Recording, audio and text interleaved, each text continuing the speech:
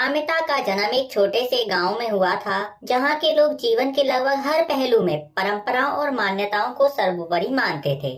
उसके माता पिता, विशेष रूप से उसकी माँ, उसे हमेशा यही सिखाती थीं कि एक लड़की का सबसे बड़ा धर्म है घर का काम करना और शादी के बाद पति की सेवा करना।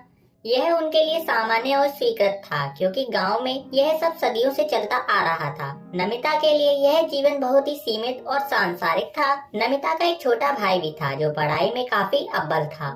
जब वे दोनों बच्चे छोटे थे, तब उसके भाई को हमेशा विशेष ध्यान मिलता था।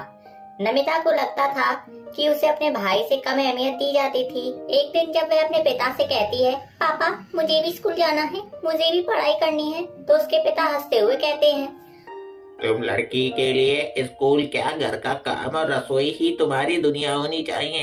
इस बात ने नमिता के दिल में एक गहरी चोट दी। वह सोचने लगी, क्या मेरे लिए भी सिर्फ रसोई और घरेलू काम ही है? इसी समय से उसकी नजरों में दुनिया का एक नया रूप खुलता है और वह तय करती है कि उसे कुछ करना है। नमिता की यह मानसिकता धीरे धीरे बहुत गहरी हो गई थी और उसकी इच्छा थी कि वह अपने जीवन को केवल पारिवारिक जिम्मेदारियों तक ही सीमित न रखे। जब तक वह बड़ी हुई तो उसे एहसास हुआ कि अगर उसे अपने सपनों को पूरा करना है तो उसे घर से बाहर जाना होगा। एक दिन उसने अपने माता पिता से कहा, मुझे मेडिकल कॉलेज में दाखिला लेना है, मुझे डॉक्टर बनना है। यह सुनकर उसके माता पिता चौंक गए। उसकी सोच में लड़कियों के लिए डॉक्टर या इंजीनियर बनने जैसी बातों का कोई स्थान ही नहीं था। तुम लड़की हो, तुम्हारा काम घर संभालना है, पढ़ाई तो बहुत ठीक है, लेकिन यह सब हमारे संस्कारों के खिलाफ है। लेकिन नमिता का मन दृढ़ था। वह शहर के कॉलेज में दाखिला लेने में सफल हुई और यह उसके जीवन का सबसे बड़ा कदम था। हालांकि शहर में आकर उसे कई मुश्किलों का सामना भी करना पड़ा। गांव से शहर में आना, नए माहौल में खुद को ढालना और खुद को साबित करना एक बहुत ही ज्यादा बड़ी चुनौती थी। शहर में आते ही वह महसूस करती है कि यह समाज भी कहीं न कहीं महिलाओं को दबाकर ही रखना चाहता है। कॉलेज में कुछ लड़कों की सोच यही थी कि लड़की का काम केवल पढ़ाई करना है और पढ़ाई के बाद विवाह करना है। एक दिन क्लास के एक लड़के ने उससे कहा, तुम डॉक्टर बनोगी तो किसके लिए काम करोगी? किसी बड़े अस्पताल में नौकरी करने का तो ख्याल भी मत रखना। तुम्हारे लिए तो घर संभालना ही ठीक रहेगा। यह टिप्पणी उसे गहरे तक चुभ गई, लेकिन ममता ने कभी हार नहीं मानी। उसने उस लड़के की बातों को खुद को साबित करने के रूप में लिया और ठान लिया कि उसे अपनी जगह बनानी है। नमिता की जिंदगी में एक ऐसा मोड़ आता है जब वह कॉलेज में एक लड़के अरविंद से मिलती है। अरविंद एक समाजशास्त्र का छात्र था और वह भी समाज की जटिलताओं और महिलाओं की स्थिति पर गहरी सोच रखता था।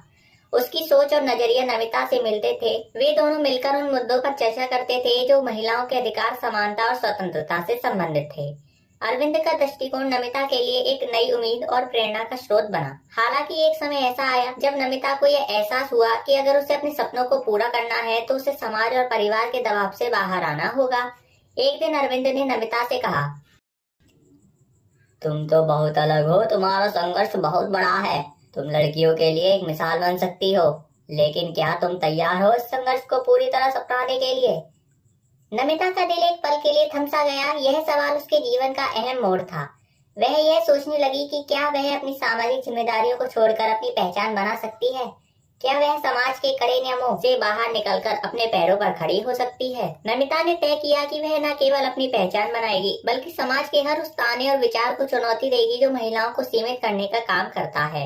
जब उसने अपने परिवार से अपनी आगे की शिक्षा के बारे में बात की तो उसका परिवार बहुत आहत हुआ। उसकी माँ रो पड़ी और कहा, तुम्हें क्या हो गया है? तुम एक लड़की हो, तुम्हारा काम सिर्फ घर संभालना है, तुम हमारे लिए बुरी मिसाल बनोगी।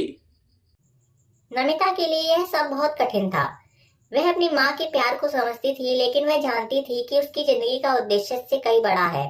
उसने धीरे धीरे अपनी माँ को समझाया कि वह इस निर्णय से अपनी पहचान और स्वतंत्रता को महसूस करना चाहती है और वह समाज के लिए भी कुछ करना चाहती है। नमिता ने कई कठिनाइयों और सामाजिक आलोचनाओं का सामना किया, लेकिन वह कभी पीछे नहीं हटी। उसने अपनी पढ़ाई पूरी की और एक प्रतिष्ठित अस्पताल में डॉक्टर के रूप में काम करना शुरू किया।